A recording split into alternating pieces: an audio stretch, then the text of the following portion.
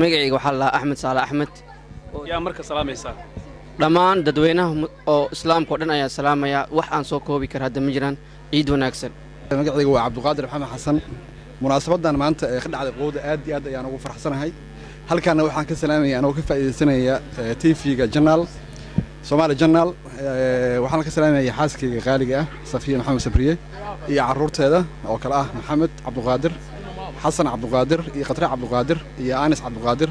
oo jooga Soomaaliya waxaan kaloo salaamayaa walaalahayga qaaliga ah walaalkay Xasan Maxamed Xasan Maxamuud Maxamed Xasan Saara Maxamed Xasan oo Sweden ku nool iyo carruurteeda iyo ninkeeda Cabdullaahi Jibriil iyo waxaan salaamayaa walaalkay walaasha kale Xakiim Maxamed Xasan iyo carruurteeda oo jooga iyana Soomaaliya waxaan kaloo halkaan aad ugu faraxsanahay maanta munaasabada ka dhacday qowda aad ayaan ugu faraxsanahay waana ku mahadsantahay Cabduqaadir marka hore magacaaga ku bilaabaya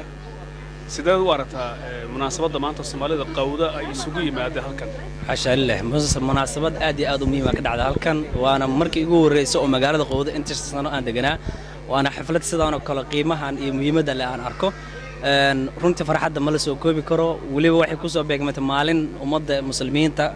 Soomaalida meel walba ay joogto islaamka ay aad u faraxsan yihiin oo yoomul ciid ah Soomaalida muslimiintana waxaan leeyahay kullu caam wa antum bikhayr ciidan ciideeda bashbash iyo barwaaqo Allah nagu gaarsiiyo waa gartay waxaad sheegtay inay tahay munaasabadan tii ugu horeysay oo Soomaalida qowda ay isugu yimaadaan muddo badan ayaad sheegtay inay halkan degneed maxaa hore loogu waayay in Soomaalida ay isugu yimaadaan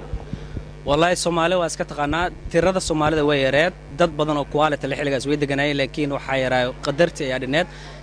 way dadaaleen istiqtin Soomaali uu ka furnaa jiray laakiin may dhicin inta ogaalkeyga oo iga horeysay macquul munaasabad way qaban jireen laakiin waxaan ka hadlay waxay tahay ogaanshayga inta aan aniga ogahay 5 sano aan soo dhaafnay wali munaasabad qiimaha leh oo intaan oo qof ka soo qayb gashay kama dhicin qowda soo wax lagu farxo waay maxaad dareemaysaa aad iyo aad aan faraxsanahay waxaan rajaynayaa in ayna noqonin mid maanta mid ku eg ay socoto muddo badan oo socoto wax loogu baahan yahay wax Soomaalida ku farxadsata way dhalinyarada ilmaheena caruurtii dhamaantood waxay helayaan maanta laga bilaabo dugsi iskuul wax walba dad Soomaaliya ka caawiya balanqaadkii mas'uuliyiinta maanta ay sheegeen yeena ahaanay mid ay maanta ku eg mid ay dhabaha ka sameeyaan Luqmaan Maxamuud Maxamed Luqmaan iyo halka salaamaysa waxaa salaama aabbahay oo dalka Soomaaliya joogo iyo ayeeday oo dalka Ingiriiska joogto iyo abtiyaashay iyo hooyaday iyo saaxiibkay Khalid iyo dadka Soomaaliyeed dhan salaamaysa Assalaamu calaykum magacayga waa Saadiq Maxamed ciidan waa ciid aad u weyn oo farxad leh oo si aad iyo aad ayna loo soo qaban qaabiyay waa wada faraxsanahay kulligeena ciyaalku way faraxsan yihiin waa ciidihii oo wadankan ku ciidna magaaladan inta deganay tii ugu badneed oo dad Soomaali ah ay ku kulantay marka taas ku soo gabagabeynaya waxaana salaan u diraa dadka Soomaalida iyo muslimka ah adduunka meel walba ay ka joogan ehelkeyga oo kala jooga Mareykanka iyo Afrika iyo Yurub Assalaamu calaykum warahmatullahi wabarakatuh runtii marka hore waxaan ciid u dirayaa dhammaan muslimiinta oo dhan qaasatan ummadda Soomaaliyeed meel walba ay joogto runtii maanta halkan waxa weeye waxaan maanta xaflad aad u qurux badan oo runtii aad la soo agaasimay ayaa ka dhacday aad iyo aad aan u faraxsanahay runtii hadda waqti badan baan deganahay khawda laakiin ma ana arkin xaflad saan camal loo soo agaasimay oo quruxdan iyo sida loo soo shaqeeyay wali kuma ana arkin runtii marka waxaan aaminsanahay maanta runtii istaqtinka warsan inuu noo qabtay hawl maaragtay aan u baahnayn oo aad iyo aad maaragtay noo dhiirigelinaysa inaan maaragtay ubadkayna iyo Soomaalinimadeena hataa maanta inaan u doodi karno oo aan meel walba oo maaragtay culays oo nahay waa gartay marka sidee warata istaqtinka warsan oo u sameeyay Soomaalida qowda meel ay isugu yimaadaan wallahi waxaan warkaa hawl fiican baan warkaa inay wax fiican ay tahay oo aad iyo aad maaragtay ay hawl loo baahnay inay qabteen ayaan u arkaa maarta waana arrin wanaagsan way aad u fiican anigoo liidaho Caasha Cabdi Cali Soo waxaan salaamayaa ummadda muslimka meel kasta ay joogto waxaan dhahayaa ciid wanaagsan kullu caam wa antum bil khayr waxaan kaloo salaamayaa dadka dhan hooyaday waxaan salaamayaa ayeeyaday Soomaaliya ku nool aad u jeclahay asxaabteeda meel kasta ay joogto saaxiibaday oo la yiraahdo Xamdi Cabdi kulli waan salaamayaa abtiyaashay eedayaashay adeeraday hawriyaashay kulli ummadda dhan waan salaamayaa muslim kullu caam wa antum bil khayr magacayga waxa weeye Mahad Cabdullaahi Faarax halkan waxaan ka salaamayaa dhammaan horta dadka islaamka waxaan leeyahay ciid wanaagsan gaar ahaan khawda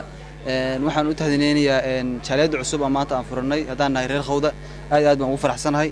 halkan waxaan ka salaamayaa abaay cabdullaahi faarax hooyadii nuura cali nuur dhammaan faamilkayga oo kala jooga Sweden Ingiriiska Soomaaliya oo waxaan leeyahay ciid wanaagsan السلام عليكم مقعي وعبد السعيد كورية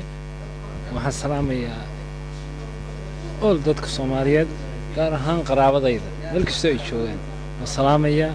هذه أنا وفرح سنة حفلة قيمة بدنا ما تكسوها يقال. أنا قول نسرع عبد الحرسية وحن سلام يا أمضى الصوماليات ميلو البعيد شوجان دافعها الدونكا. سؤالنا دي ويديسي هذا هاي محد وأركتها وحن وأركها فرحة آدي وين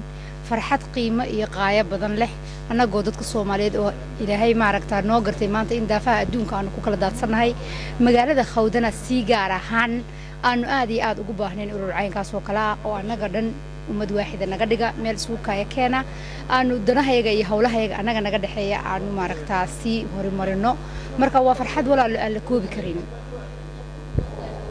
وقرت مركا يا هلكن كسلاميسا أدو كفاية سنة عيد أوجد waxaan ka salaamayaa sidaan hadeer ba ku sheegay wixii allaalay wixii islaam ummadda islaamka sheeganaysa si gaar ah waxaan u salaamayaa familkayga ku nool wadanka Mareykanka wadanka Soomaaliya iyo adduunka Carabaha Axmed Deeq waxa tahay gudoomiyihii hay'adda Warsan ugu dambeyn halkani munaasabada ciid awgeed adoo ka faa'iideysanaya marka hore sideed u aragtaa in Soomaali inta leeg qowda degan ay maanta isugu yimaadaan hal meel farxadda ciida awgeed sukuubi karo farxadda runtii aad iyo aad maanta u faraxsanahay waxa waaye waxaan ka bilownay meel eber ah oo waxba jirin maantana runtii waa u jeedaa indhaha ayaa u jeedaa sida wax u jiraan waxaan jecelahay insha Allah ilaahay inuu nala garab galo dadkuna ay noqdaan dad sidaan isugu sii xiran oo sidaan u midaysan si aan hore ugu sii socono marka runtii